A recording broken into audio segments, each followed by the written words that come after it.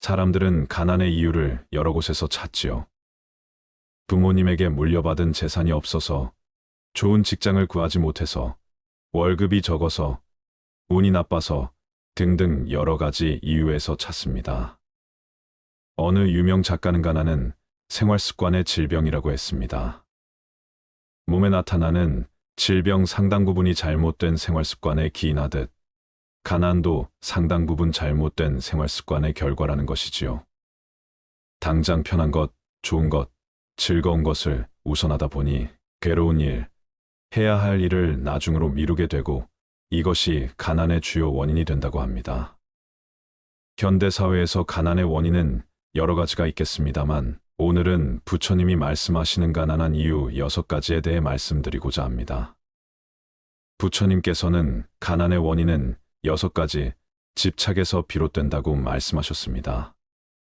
불교의 가르침은 무소유를 바탕으로 두고 있다고 많은 분들이 알고 계시지만 절대로 게으르지 말라고 부처님은 가르쳤습니다. 다음은 부처님의 말씀입니다. 6가지 집착이 있기 때문에 온갖 재물을 탕진하고 악도에 들어가게 된다. 6가지란 무엇인가? 첫째는 술을 좋아하여 놀아나는 일이요. 둘째는 불시에 남의 여인의 방에 드나드는 일이요. 셋째는 도박에 빠지는 일이요. 넷째는 쾌락을 지나치게 좋아하는 일이요. 다섯째는 나쁜 법과 사귐이요. 여섯째는 게으름을 피우는 일이니라. 6가지 집착하는 바가 있기 때문에 가난해지며 악도에 들어간다. 첫째는 술에 너무 집착하며 놀아나는 것으로 술과 유의를 좋아하면 재산을 잃을 뿐더러 지혜와 정신까지도 잃게 된다. 둘째는 성적인 욕망과 집착으로 술과 이성의 욕망이야말로 가난해지는 2가지 주된 욕망이다. 셋째는 도박에 빠지는 것이니 오늘날에는 복권, 경마, 주식 등 정직한 노력 없이 허망한 하룻밤의 대박을 꿈꾸는 모든 것들을 포함한다. 넷째는 지나치게 쾌락을 좋아하여 항상 노래 부르고 춤추며 놀기를 좋아하는 것으로 정신이 맑지 못하여 바깥에 쾌락적인 향락에만 빠져 있다면 가난해지는 것은 당연하다.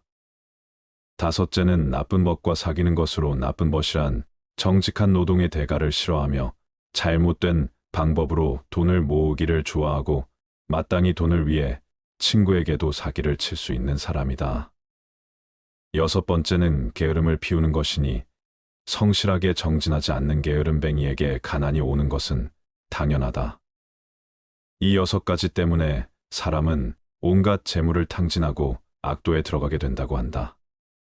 가난한 사람이 부자가 되고 싶고 돈을 벌고 싶다면 돈에 대한 집착으로 너무 돈에 얽매여서는 안 된다. 오히려 돈에 대한 집착을 놓아버리고 이상의 6가지에 대한 집착을 버려야 한다. 이상의 6가지 삿된 행위만 맑고 청정하게 정화되어 바뀔 수 있다면 부자가 되는 것이 어려운 일이 아니다. 술, 이성, 도박, 놀이, 나쁜 법, 게으름이 6가지를 버리면 저절로 부유한 풍요가 내게 깃든다. 지나간 일에 대해 집착하지 않고 미래에 대해 근심하지 않는다.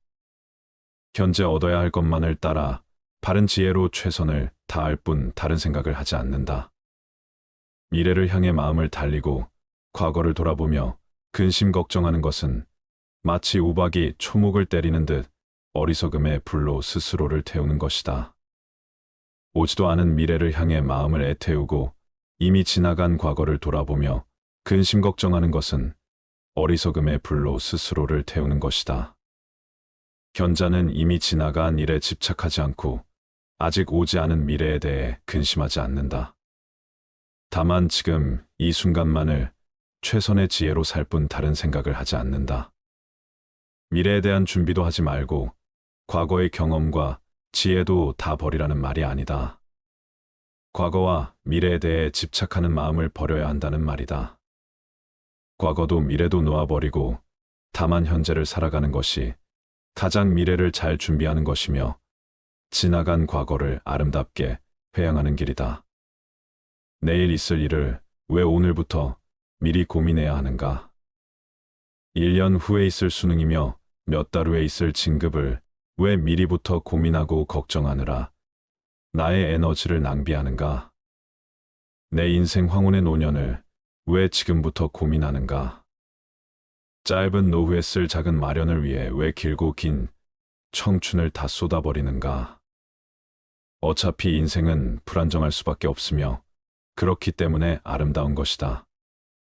삶은 생기 어린 것이다. 모든 것이 정해져 있고 확정적이라면 삶은 얼마나 생기를 잃고 따분할 것인가? 내일이 정해져 있지 않고 안정되지 않은 그 사실을 받아들이라. 받아들이는 순간 두려움은 사라지고 현재를 온전히 살아갈 수 있는 지혜가 열린다. 미래에 대한 고민을 버리고 내일이라는 단어는 아예 생각조차 하지 말라. 미래나 내일이라는 것은 우리가 만들어낸 이름일 뿐 실체가 없다. 오직 우리 삶에는 현재만이 있을 뿐이다. 결국 현재를 어떻게 사느냐가 내 삶의 전부를 결정짓는다. 다만 지금 이 순간 내가 할 수 있는 현재의 최선을 다하자. 그것이 미래의 온전한 준비이고 과거의 아름다운 회양이다. 부지런함은 생명의 길이요. 게으름은 죽음의 길이다. 부지런한 사람은 죽지 않지만 게으른 사람은 죽은 것과 마찬가지다. 항상 힘써 게으르지 않고 스스로를 자제할 줄 아는 지혜 있는 사람은 홍수로도 밀어낼 수 없는 섬을 쌓는 것과 같다. 게으름에 빠지지 말라. 육체의 즐거움을 가까이 하지 말라. 게으르지 않고 생각이 깊은 사람만 큰 즐거움을 얻게 되리라.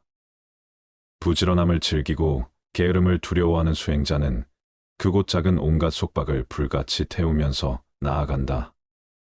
부지런함은 생명의 길이요.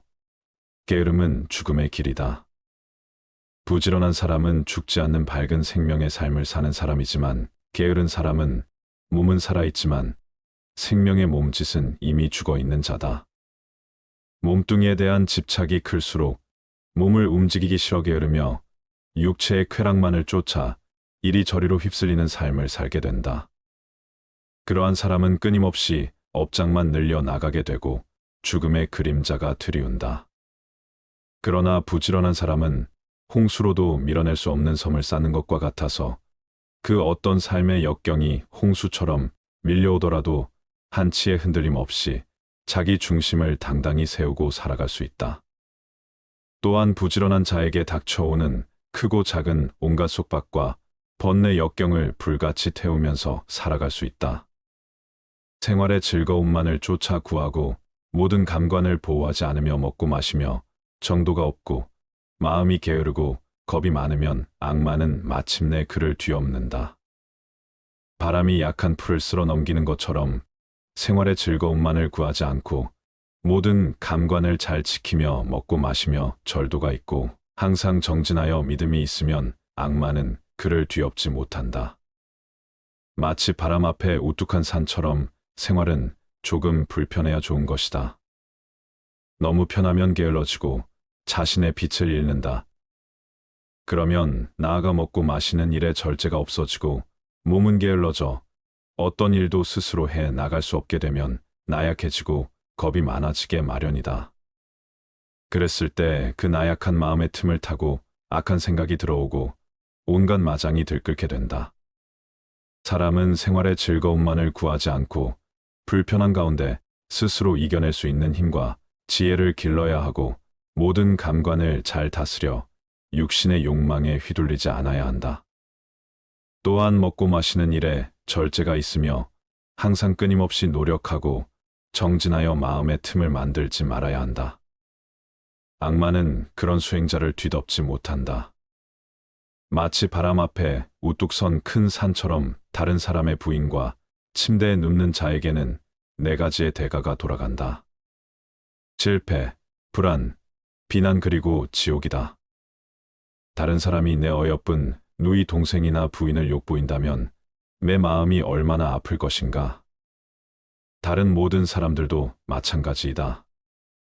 그러므로 수행자는 목숨을 잃는 한이 있어도 남의 여인에 대해 그릇된 생각이나 더럽혀진 마음을 일으키지 않아야 한다.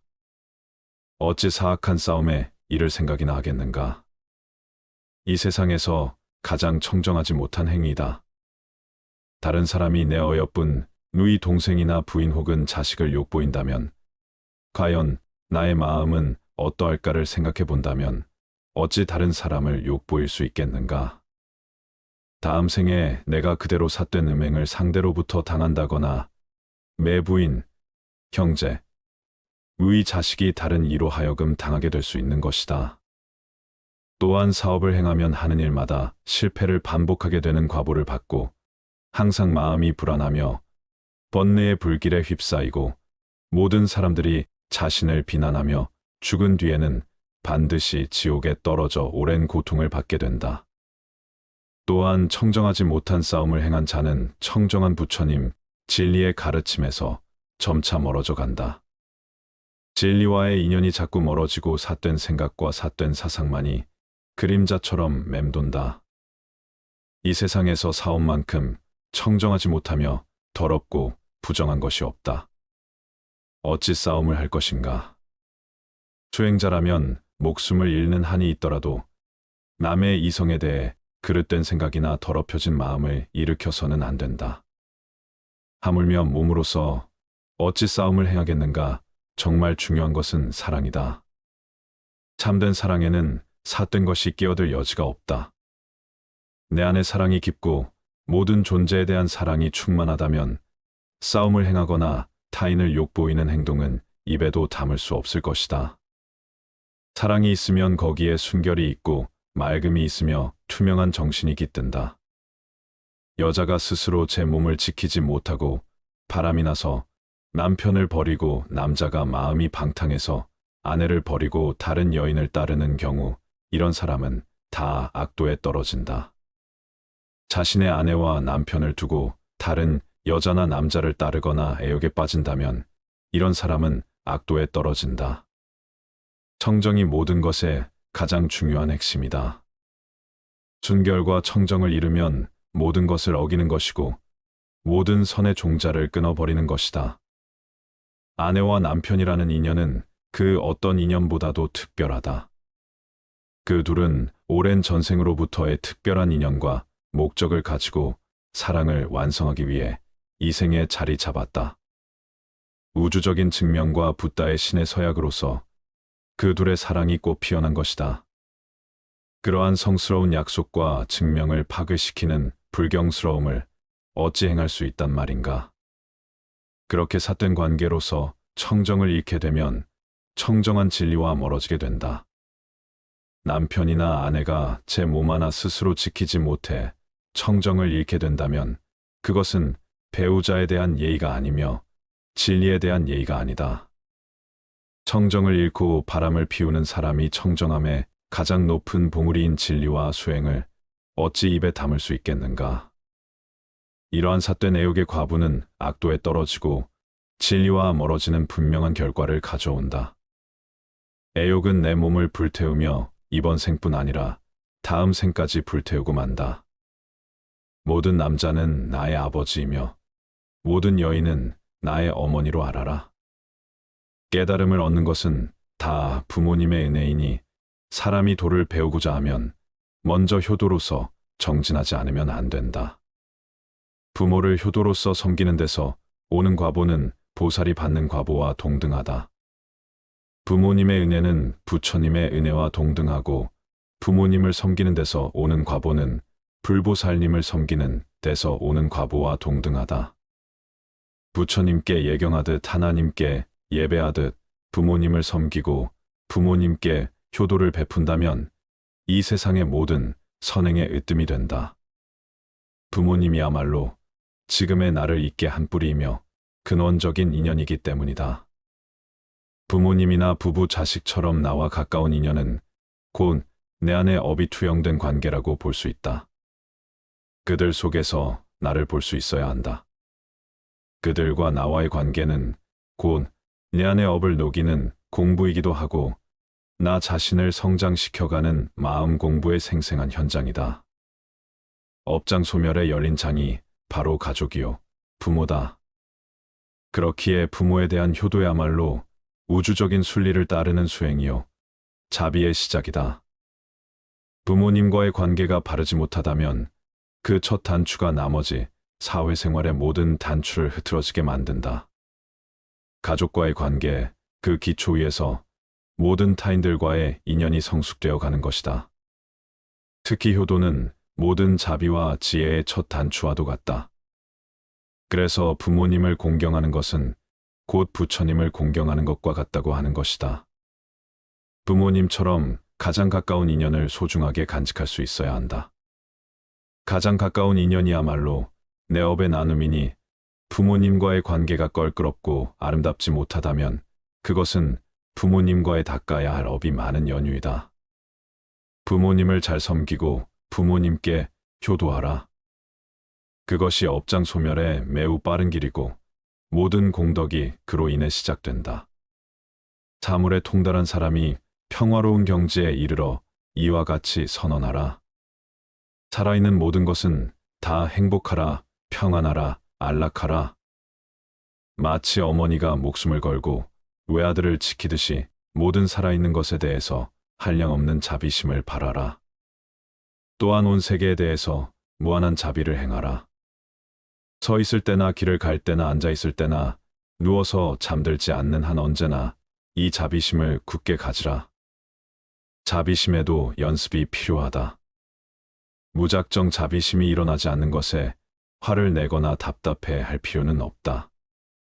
우리 마음은 연습하고 반복되는 것에 대한 흡수율이 뛰어나기 때문에 자비심에도 연습이 필요한 것이다. 살아있는 모든 것은 다 행복하라, 평안하라. 안락하라는 자비성을 내가 만나는 모든 대상에게 전하라. 입으로도 전하고 마음으로도 전하라. 처음에는 입으로 염송하지만 그것이 반복되다 보면 자비심이 내 세포 하나하나에까지 전달되었는데 존재 자체가 자비심으로 차오르게 되는 밝은 전환을 경험하게 될 것이다. 자비의 개성을 입으로 염하고 마음으로 생각할 때 그 개성은 특별한 에너지와 기운으로 나와 내 주변의 세계에 고스란히 전달된다. 이 세계를 밝히기 위한 노력으로 불교의식에는 주관과 발언이라는 독특한 방식이 있다. 입으로 마음으로 남을 위해 축원해주고 발언해주는 것이 언뜻 보기에는 너무나도 작은 것처럼 느껴질지 모르지만 진리의 언어는 자비가 담긴 축원에 있다. 자비의 개성을 세상 모든 이들을 향해 축복의 단비로 내릴 수 있도록 뿜어주라.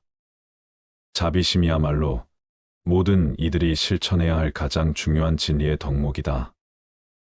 일체 모든 존재에게 한량없는 자비의 마음을 바라라. 살아있는 모든 것은 다 행복하라. 평안하라, 안락하라라는 자비의 개성을 늘 잊지 말고 내가 만나는 모든 존재들을 향해 나누어 주라. 이 한마디 개성을 읊을 때 내 마음은 한없는 자비로 넘치며 내 주인은 자비의 광명으로 물결친다. 온 세계를 향해 한량없는 자비심을 내라. 모두가 부자를 꿈꾸지만 가난한 사람은 자신이 왜 가난한지 잘 알지 못한다고 합니다. 가난한 사람은 자신의 가난을 한탄하고 자기 가치에 대해 회의적이며 자존감이 낮다고 합니다. 다음은 가난한 생활 습관 중 간과하기 쉬운 7가지입니다. 첫 번째, 미루는 습관. 할 일을 내일로 미루는 습관을 갖고 있다. 그 일을 하기보다는 하지 못한 변명거리를 생각해내는데 많은 시간을 쓴다. 어려움에 처하면 그것을 발전의 도약대로 삼기보다는 타협한다. 퇴로를 모두 없애 물러설 수 없게 하는 대신 실패한다면 무엇을 할지 계획을 세운다. 두 번째, 무관심. 모든 일에 의욕이 없고 게으르고 무관심하다. 세 번째, 자신이 없다. 매사에 자신감이 없다. 자신의 생각을 다른 사람에게 허가받으려 하는 습관을 갖고 있다. 네 번째, 의심과 핑계. 자신의 실패를 가리기 위해 변명과 핑계가 많다. 그리고 성공한 사람들을 질투하거나 비판한다. 다섯 번째, 걱정 불안. 늘 걱정 불안이 많다. 여섯 번째, 남 탓하기. 내 잘못은 없고 다른 사람에게서 잘못을 찾으려 한다. 일곱 번째, 부정적이다. 어떤 상황에서든 부정적인 측면을 본다. 성공에 집중하지 않고 실패 가능성만 생각하고 이야기한다. 늘 적절한 때가 오기만을 기다린다. 현대사회에서 가난의 원인은 여러 가지가 있겠습니다만 부처님이 말씀하시는 가난한 이유에 대해 말씀드렸습니다. 평균 수명의 증가와 함께 노후의 기간이 길어지면서 노후에도 안정적으로 생활할 수 있는 준비가 절실해지고 있는데요. 이러한 배경 속에서 노후 준비는 단순한 선택이 아닌 필수가 되었으며 이를 위한 체계적인 계획과 시행이 요구됩니다. 과거의 금융 환경을 되돌아보면 높은 예금, 금리와 안정적인 경제 성장률로 인해 노후 준비에 큰 어려움을 느끼지 않았습니다. 하지만 금융시장의 변동성 증가와 글로벌 경제의 불안정성, 그리고 금리의 하락 등 현재의 환경은 노후 자금을 준비하기에 많은 도전을 안겨주고 있습니다. 오늘은 노후의 자산 관리에 대하여 말씀드리겠습니다. 저성장, 저금리, 고령화와 변화된 환경 속에서 노후 자산을 성공적으로 운용하고 평안한 노후를 준비하려면 지금까지 익숙했던 것과 다른 노후 자산 관리 원칙이 필요합니다. 첫째, 노후 자산은 질병사고, 금으로 인한 경제적 손실로부터 보호되어야 합니다. 질병 및 사고는 노후 자산의 형성을 막고 소진을 앞당기는 원인으로 작용하므로 보장성 보험 등을 통해 철저하게 대비해야 합니다. 둘째, 노후 자산은 장기적인 관점에서 우량 자산에 투자해야 합니다. 노후 자산은 장기간 운용해야 하므로 사회경제적 트렌드의 변화에 맞는 우량 자산을 선별하여 투자해야 합니다. 셋째, 노후 자산은 안정성에 초점을 두고 다양한 자산에 투자해야 합니다. 집중 투자에 따른 손실은 장기 투자로도 회복하지 못할 수 있습니다. 자산 운용의 안정성을 위해서는 노후 자산을 철저하게 분산해야 합니다. 넷째, 노후 자산은 자신에게 맞는 자금 계획을 세우고 그에 맞게 자산을 운용해야 합니다. 길어진 수명과 낮아진 금리는 노후 자산 관리에 있어서 새로운 생각을 요구합니다. 자산 규모보다는 현금 흐름을 중시하는 관점을 가져야 하며 자신에게 맞는 인출 계획을 세우고 적립 시기부터 그에 맞게 노후 자산을 운용해야 합니다. 여러분께서는 노후 자금으로 평생 1억 원 정도를 모았다고 가정했을 때 과연 이 1억 원을 어떻게 하시겠습니까? 3번. 1억 원을 그대로 보험회사 즉 연금으로 맡겨서 매달 50만 원씩 연 600만 원을 받는다. 2번. 1억 원으로 지방의 부동산에 투자하여 저렴한 빌라나 아파트를 사서 매달 3,040만 원씩 월세를 받는다. 3번. 안전하게 은행에 예금해 놓는다. 4번. 1억 원으로 은행 우량주를 사서 매달 배당금을 30만 원씩 받는다. 여러분은 이 중 어떤 선택을 하시겠습니까? 한 번의 경우 매달 50만 원씩이라는 작지 않은 생활비를 받기는 하지만 1억이라는 돈은 소득이나 투자 없이 계속 쓰기만 한다면 정확히 5년 안에 모두 소진될 수 있다는 단점이 있습니다. 두 번의 경우 고령화 저출산으로 점점 경제활동 인구들은 핵심 도시로 모여든다는데 만약 그런 현상이 발생하면 오히려 지방은 수요자를 찾지 못해 오랫동안 공실로 비워둘 가능성이 있고 자칫하면 자산 가치를 크게 까먹을 수 있는 상황이 발생할 수도 있기 때문에 지방 아파트 임대소득으로 노후 생활을 하겠다는 것은 어느 정도의 위험성을 가지고 있다고 볼 수 있습니다. 세 번의 경우 가장 안전하며 원금을 지킬 수 있다는 장점은 있지만 요즘 같은 저금리 시대에는 1년을 은행에 놔둬도 1억, 3년을 놔둬도 이자가 거의 없다는 단점이 있습니다. 네 번의 경우는 노후 자금으로 저가주 중심의 리스크가 큰 주식을 사는 것이 아니라 우량주 중심의 투자를 해서 그 회사의 주주가 되어 정해진 수익에 대한 배당을 받는 것을 이야기합니다.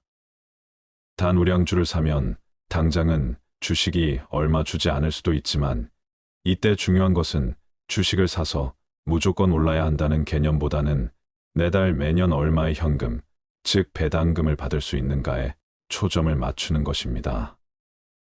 예를 들면 은행주 중에는 5%의 배당금을 받을 수 있는 것들도 있습니다. 은행에 예금으로 넣어두면 1% 이자를 받지만 은행의 주주가 되면 5%의 배당금을 받게 되는 것이죠. 그렇다면 도대체 노후의 자산 관리는 어떻게 하는 것이 현명한 선택일까요? 우리가 노후의 자산을 관리하는 방법은 다양하지만 노후 은퇴자분들이 가장 꿈꾸는 재정관리의 원칙은 돈이 줄어들지 않는 것입니다. 요즘 은행 이자가 많아도 2에서 3%대인데 우리가 원금은 지키면서 연 5%만 받을 수 있어도 은행 이자의 2배가 되는 것이죠. 자산은 크게 부동산 자산과 금융자산, 보험자산, 기타 자산으로 나눌 수 있습니다. 부동산 자산의 경우 주거용 부동산, 상업용 부동산, 토지와 임야와 같은 대지가 있으며 금융자산은 주식펀드, 예금, 현금성 자산이라고 보시면 됩니다. 보험자산은 보장성 보험이나 저축성 보험, 투자성 보험이며 마지막으로 기타 자산은 회원권이나 차량 고가의 미술품 등입니다. 자산은 나이에 따라 보유해야 하는 자산의 비율이 다른데요. 30대라면 이제 막 집을 구매하거나 전세를 얻을 확률이 크기 때문에 부동산 자산이 가장 큰 비중이고 금융보험 자산은 상대적으로 낮을 겁니다. 그러나 점점 꾸준한 저축을 통해서 금융보험 자산을 늘려갈 필요가 있습니다. 60세에는 부동산 자산보다는 금융보험 자산이 많아야 하는데 그렇지 않다면 하우스푸어가 되는 것이죠. 또 우리가 주식형 자산이라고 하면 주식 직접 투자도 있고 주식을 기초 자산으로 하는 에트나 펀드 같은 것들은 더 높은 기대 수익을 바랄 수는 있지만 반대로 위험성도 있기 때문에 손해볼 확률도 그만큼 높습니다. 그래서 자산 금액에 따라 다르지만 노후를 안정적으로 관리하면서 내 자산에서 월 5% 정도 수익이 생기고 그 돈으로만 생활할 수 있다면 최소한 내 돈을 지킬 수 있다는 생각을 하기 때문에 그런 점에서 노후의 가장 중요한 개발자가 바로 분산 투자입니다. 분산 투자는 예금, 주식, 부동산, 채권, 금 등을 아우르는 금융시장에서 변동성과 방향성이 다른 자산들의 각각 자금을 분산하는 행위를 말하는데요.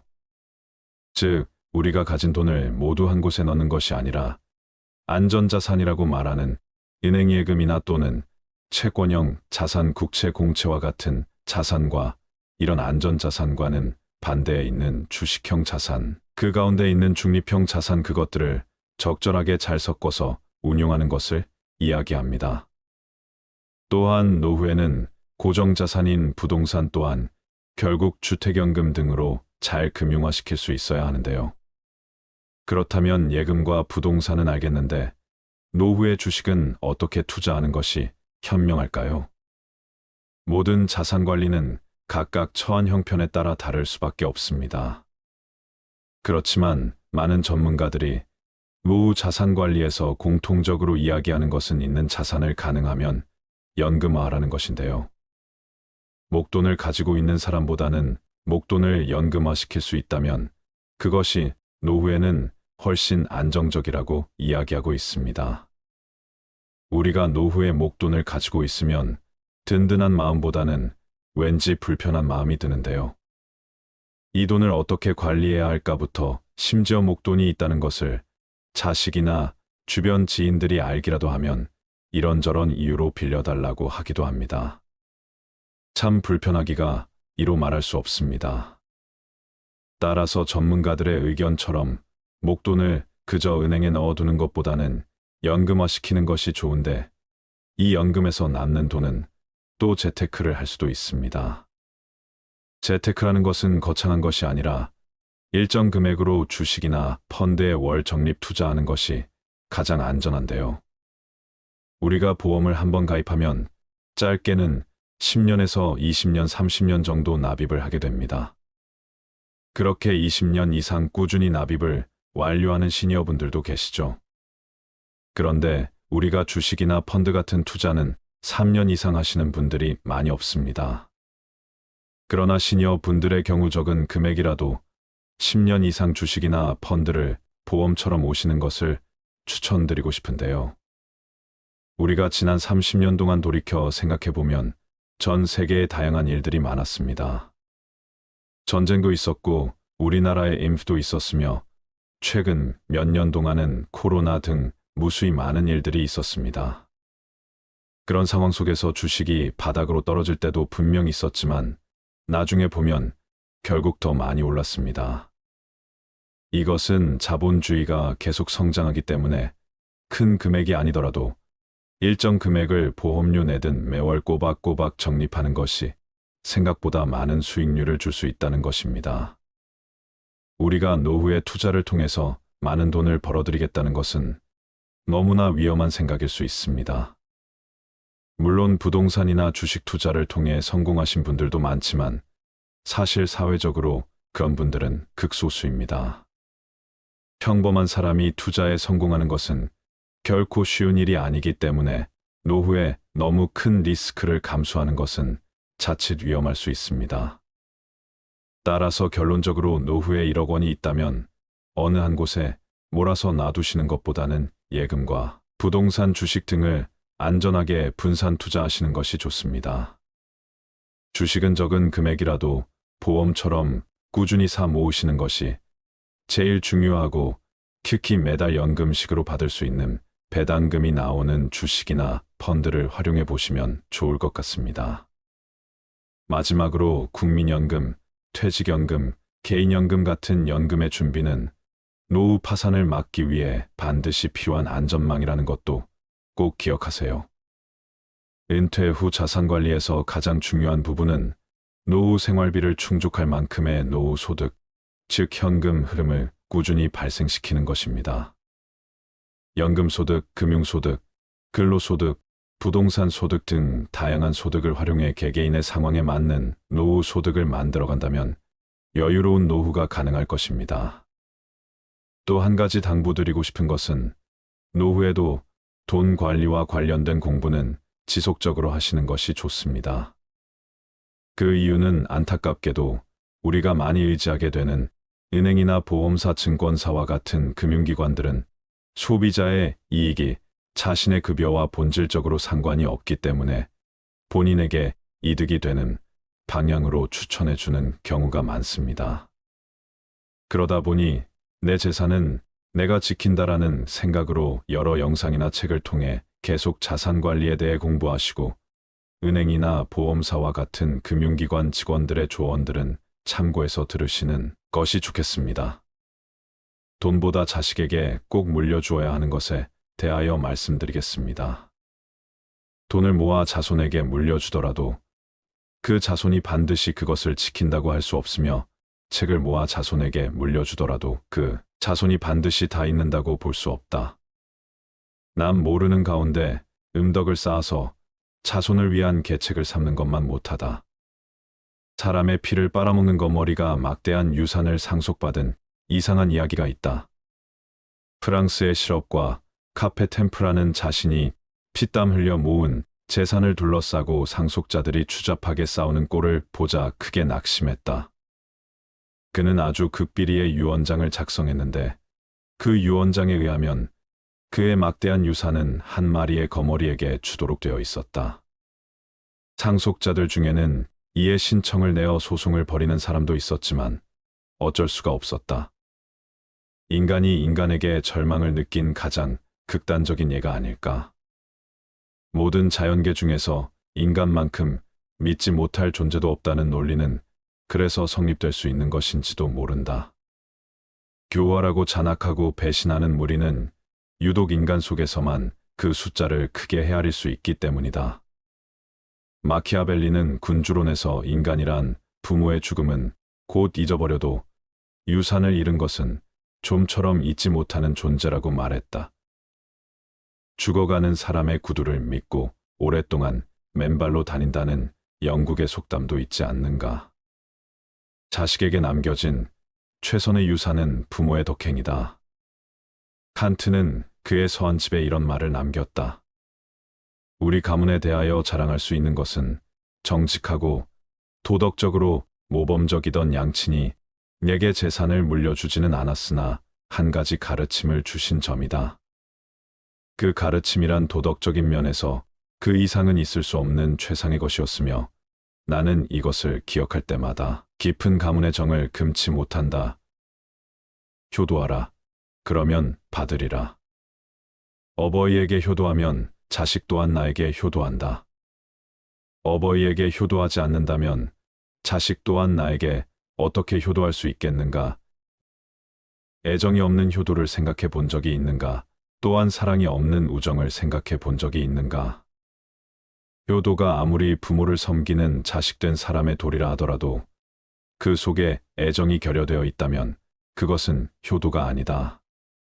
그것은 가식이며 위장이며 계산된 것이기 때문이다. 러셀은 행복의 정복에서 이런 말을 남겼다. 애정을 요구하는 사람은 애정을 받는 사람이 아니다. 애정을 받을 수 있는 사람은 남에게 애정을 주는 사람이다.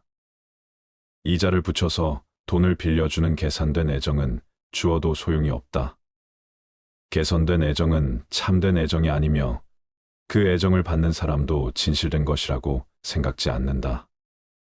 속담에 부모가 온효자가 되어야 자식이 반효자라는 말이 있다. 과거의 금융 환경을 되돌아보면 높은 예금, 금리와 안정적인 경제 성장률로 인해 노후 준비에 큰 어려움을 느끼지 않았습니다. 하지만 금융시장의 변동성 증가와 글로벌 경제의 불안정성, 그리고 금리의 하락 등 현재의 환경은 노후 자금을 준비하기에 많은 도전을 안겨주고 있습니다. 저성장, 저금리, 고령화와 변화된 환경 속에서 노후 자산을 성공적으로 운용하고 평안한 노후를 준비하려면 지금까지 익숙했던 것과 다른 노후 자산 관리 원칙이 필요합니다. 첫째, 노후 자산은 질병사고, 긍으로 인한 경제적 손실로부터 보호되어야 합니다. 질병 및 사고는 노후 자산의 형성을 막고 소진을 앞당기는 원인으로 작용하므로 보장성 보험 등을 통해 철저하게 대비해야 합니다. 둘째, 노후 자산은 장기적인 관점에서 우량 자산에 투자해야 합니다. 노후 자산은 장기간 운용해야 하므로 사회경제적 트렌드의 변화에 맞는 우량 자산을 선별하여 투자해야 합니다. 셋째, 노후 자산은 안정성에 초점을 두고 다양한 자산에 투자해야 합니다.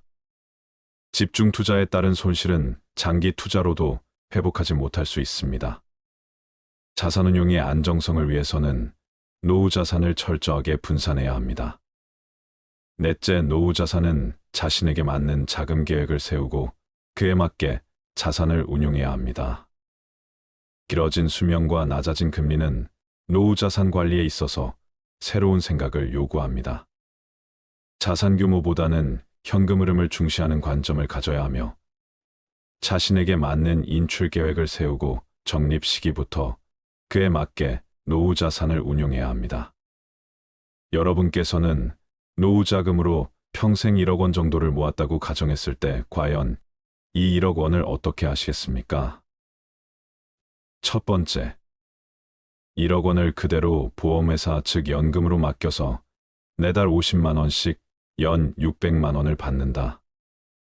두 번째, 1억 원으로 지방의 부동산에 투자하여 저렴한 빌라나 아파트를 사서 매달 3,040만 원씩 월세를 받는다. 세 번째, 안전하게 은행에 예금해 놓는다. 네 번째, 1억 원으로 은행 우량주를 사서 매달 배당금을 30만 원씩 받는다. 여러분은 이 중 어떤 선택을 하시겠습니까?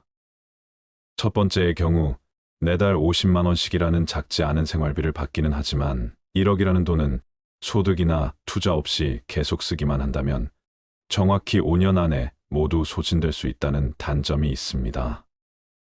두 번째의 경우 고령화 저출산으로 점점 경제활동 인구들은 핵심 도시로 모여든다는데, 만약 그런 현상이 발생하면 오히려 지방은 수요자를 찾지 못해 오랫동안 공실로 비워둘 가능성이 있고, 자칫하면 자산 가치를 크게 까먹을 수 있는 상황이 발생할 수도 있기 때문에 지방 아파트 임대소득으로 노후 생활을 하겠다는 것은 어느 정도의 위험성을 가지고 있다고 볼 수 있습니다. 세 번째의 경우 가장 안전하며 원금을 지킬 수 있다는 장점은 있지만, 요즘 같은 저금리 시대에는 1년을 은행에 놔둬도 1억, 3년을 놔둬도 이자가 거의 없다는 단점이 있습니다. 네 번째의 경우는 노후 자금으로 저가주 중심의 리스크가 큰 주식을 사는 것이 아니라 우량주 중심의 투자를 해서 그 회사의 주주가 되어 정해진 수익에 대한 배당을 받는 것을 이야기합니다. 단 우량주를 사면 당장은 주식이 얼마 주지 않을 수도 있지만, 이때 중요한 것은 주식을 사서 무조건 올라야 한다는 개념보다는 매달 매년 얼마의 현금, 즉 배당금을 받을 수 있는가에 초점을 맞추는 것입니다. 예를 들면 은행주 중에는 5%의 배당금을 받을 수 있는 것들도 있습니다. 은행에 예금으로 넣어두면 1% 이자를 받지만 은행의 주주가 되면 5%의 배당금을 받게 되는 것이죠. 그렇다면 도대체 노후의 자산 관리는 어떻게 하는 것이 현명한 선택일까요? 우리가 노후의 자산을 관리하는 방법은 다양하지만 노후 은퇴자분들이 가장 꿈꾸는 재정관리의 원칙은 돈이 줄어들지 않는 것입니다. 요즘 은행 이자가 많아도 2에서 3%대인데 우리가 원금은 지키면서 연 5%만 받을 수 있어도 은행 이자의 2배가 되는 것이죠. 자산은 크게 부동산 자산과 금융자산, 보험자산, 기타 자산으로 나눌 수 있습니다.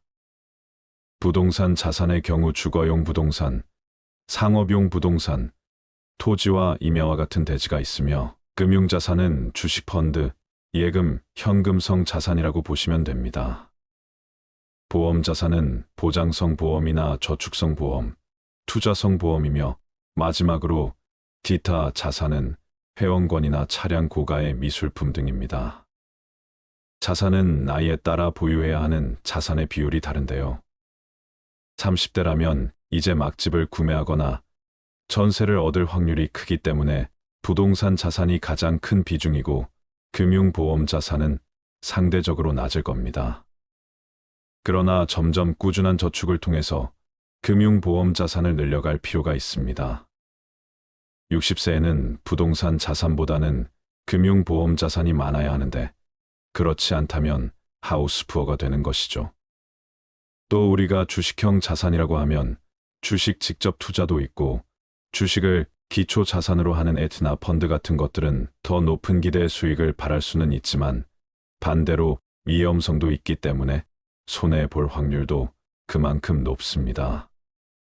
그래서 자산 금액에 따라 다르지만 노후를 안정적으로 관리하면서 내 자산에서 월 5% 정도 수익이 생기고 그 돈으로만 생활할 수 있다면 최소한 내 돈을 지킬 수 있다는 생각을 하기 때문에, 그런 점에서 노후의 가장 중요한 개발자가 바로 분산 투자입니다. 분산 투자는 예금, 주식, 부동산, 채권, 금 등을 아우르는 금융시장에서 변동성과 방향성이 다른 자산들의 각각 자금을 분산하는 행위를 말하는데요.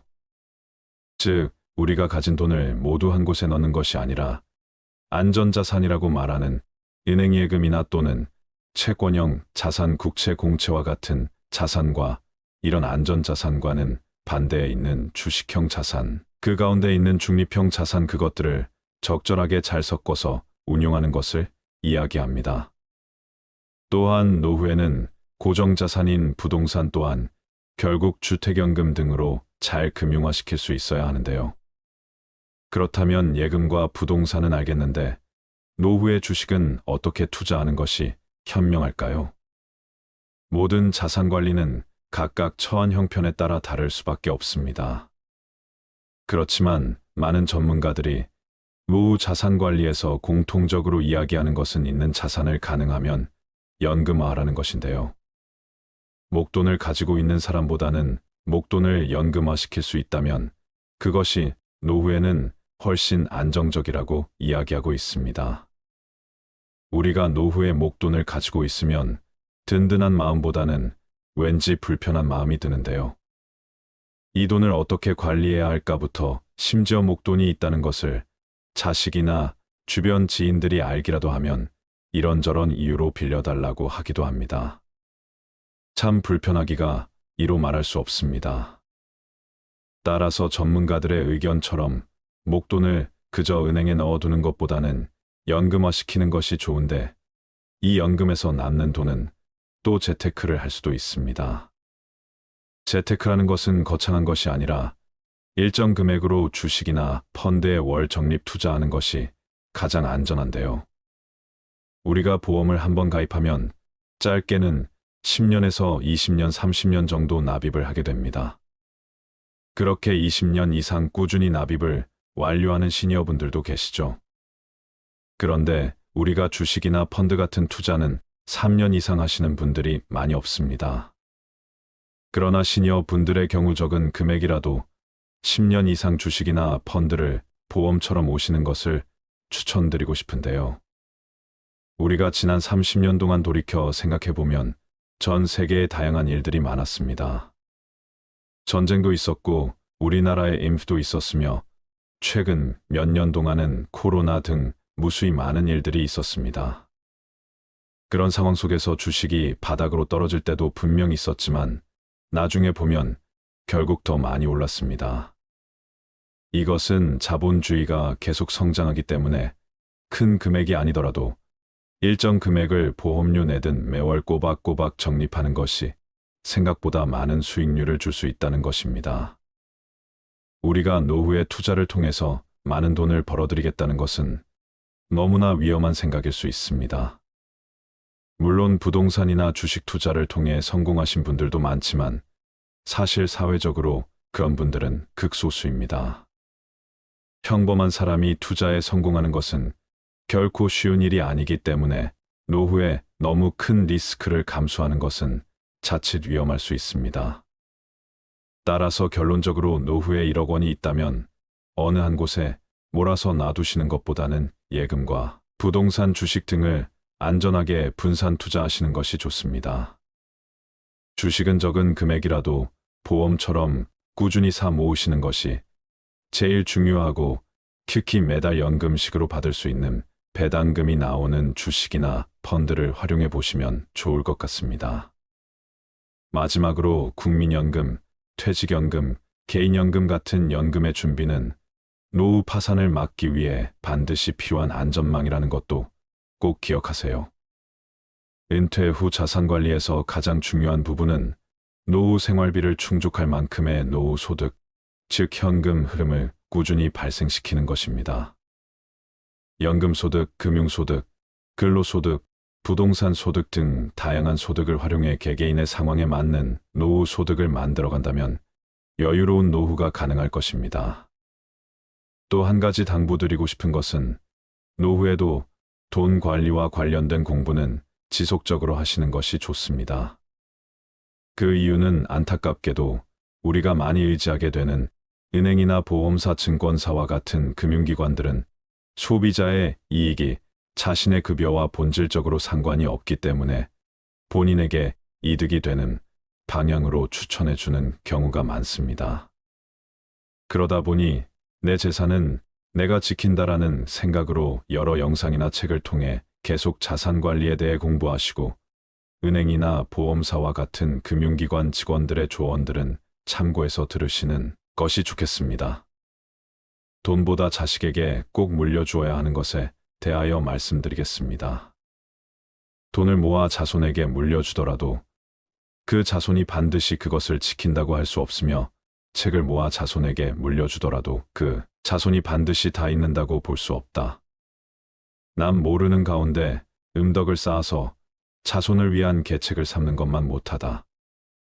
사람의 피를 빨아먹는 거머리가 막대한 유산을 상속받은 이상한 이야기가 있다. 프랑스의 실업과 카페 템프라는 자신이 피땀 흘려 모은 재산을 둘러싸고 상속자들이 추잡하게 싸우는 꼴을 보자 크게 낙심했다. 그는 아주 극비리의 유언장을 작성했는데 그 유언장에 의하면 그의 막대한 유산은 한 마리의 거머리에게 주도록 되어 있었다. 상속자들 중에는 이에 신청을 내어 소송을 벌이는 사람도 있었지만 어쩔 수가 없었다. 인간이 인간에게 절망을 느낀 가장 극단적인 예가 아닐까. 모든 자연계 중에서 인간만큼 믿지 못할 존재도 없다는 논리는 그래서 성립될 수 있는 것인지도 모른다. 교활하고 잔악하고 배신하는 무리는 유독 인간 속에서만 그 숫자를 크게 헤아릴 수 있기 때문이다. 마키아벨리는 군주론에서 인간이란 부모의 죽음은 곧 잊어버려도 유산을 잃은 것은 좀처럼 잊지 못하는 존재라고 말했다. 죽어가는 사람의 구두를 믿고 오랫동안 맨발로 다닌다는 영국의 속담도 있지 않는가. 자식에게 남겨진 최선의 유산은 부모의 덕행이다. 칸트는 그의 서한집에 이런 말을 남겼다. 우리 가문에 대하여 자랑할 수 있는 것은 정직하고 도덕적으로 모범적이던 양친이 내게 재산을 물려주지는 않았으나 한 가지 가르침을 주신 점이다. 그 가르침이란 도덕적인 면에서 그 이상은 있을 수 없는 최상의 것이었으며 나는 이것을 기억할 때마다 깊은 가문의 정을 금치 못한다. 효도하라. 그러면 받으리라. 어버이에게 효도하면 자식 또한 나에게 효도한다. 어버이에게 효도하지 않는다면 자식 또한 나에게 어떻게 효도할 수 있겠는가? 애정이 없는 효도를 생각해 본 적이 있는가? 또한 사랑이 없는 우정을 생각해 본 적이 있는가? 효도가 아무리 부모를 섬기는 자식된 사람의 도리라 하더라도 그 속에 애정이 결여되어 있다면 그것은 효도가 아니다. 그것은 가식이며 위장이며 계산된 것이기 때문이다. 러셀은 행복의 정복에서 이런 말을 남겼다. 애정을 요구하는 사람은 애정을 받는 사람이 아니다. 애정을 받을 수 있는 사람은 남에게 애정을 주는 사람이다. 이자를 붙여서 돈을 빌려주는 계산된 애정은 주어도 소용이 없다. 개선된 애정은 참된 애정이 아니며 그 애정을 받는 사람도 진실된 것이라고 생각지 않는다. 속담에 부모가 온효자가 되어야 자식이 반효자라는 말이 있다. 지금까지의 말씀은 주관적인 생각이 반영된 의견이며 노후의 자산 관리에 도움이 되셨으면 좋겠습니다. 감사합니다.